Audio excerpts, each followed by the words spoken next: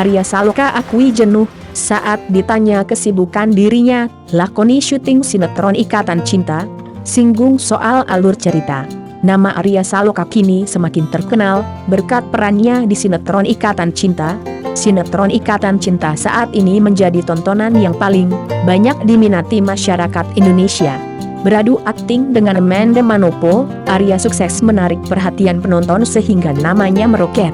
Mendulang kesuksesan sebagai salah satu aktor dalam sinetron Ikatan Cinta, pemeran Aldebaran ini rupanya juga merasa jenuh.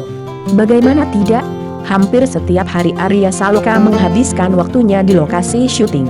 Aktivitas syuting yang monoton tersebut membuatnya diliputi rasa bosan.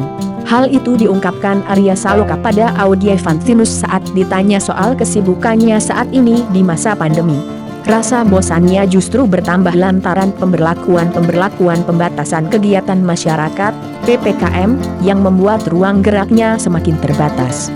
Pastilah, nggak mungkin nggak jenuh. Karena itu selain di sana terus, PPKM juga kita nggak bisa kemana-mana. Rupanya, rasa jenuh Arya Saloka juga menyeret sinetron yang sedang ia lakoni saat ini, yakni Ikatan Cinta.